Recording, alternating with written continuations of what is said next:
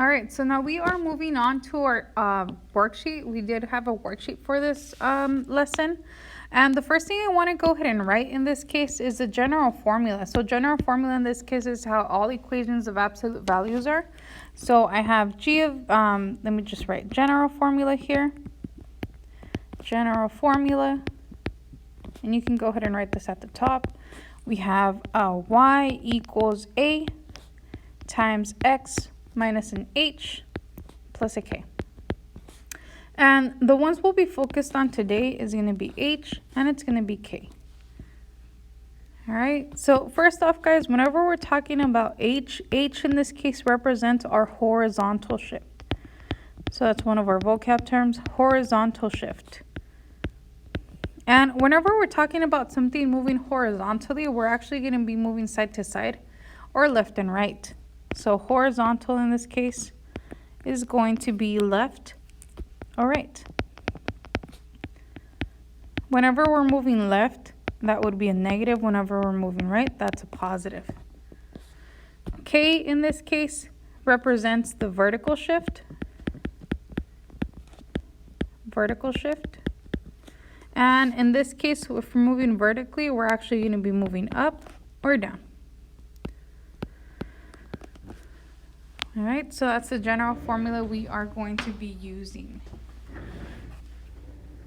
So in this case, guys, let's go ahead and get started with our first graph here. And it says that the function g, in this case, it's the one that's dashed, it's a pink one, can be thought of as a translated version of f of x. F of x is the blue one, and we actually just graphed that in our notes. So the goal in this case, guys, is to actually find the equation for g of x. So we want to go ahead and describe. Let me just make this bigger. Give me a second here. Let me just make this bigger. All right. So in this case, we want to go ahead and see how do we get from our blue graph to the pink one, or from the solid graph to the dashed one. So we want to go ahead and see how much we're moving horizontally.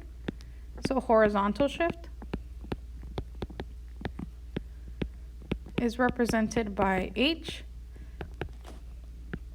and then our vertical shift is represented by k. So starting off, guys, once again, it's from f to g. This is f to g. So in this case, doesn't matter if you're going up or down first or left and right. In this case, it's going to be the same thing. We have from the blue to the pink, we're actually going to be going down 1, so that's -1. And we're actually moving right 3 spaces, and that's positive. So now let's go ahead and identify which one's h and which one's k. H in this case represents horizontal shift. Once again, guys, horizontal is left or right. So in this case, guys, we actually went right 3 spaces, so h equals 3.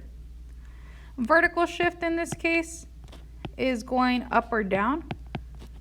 And in this case, we actually went down, so k is a -1. So this is the horizontal, and this is the vertical. Now, for today's lesson, a, because we do have another variable, it's going to be equal to 1. So today, a is equal to 1. So let's go ahead and create our equation here. So we have, in this case, g of x equals a times x minus an h plus a k. So all we're doing in this case is we're substituting our values here. And we have g of x equal to a 1 times x minus a 3 plus a -1. So let's go ahead and simplify this out. We have g of x equal to, in this case, I'm not going to include the 1 because if you multiply 1 by anything, it's still going to be the same thing.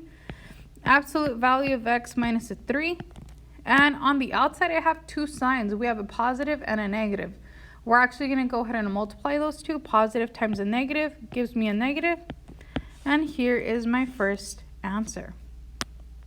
So this is actually the answer, our equation for g of x.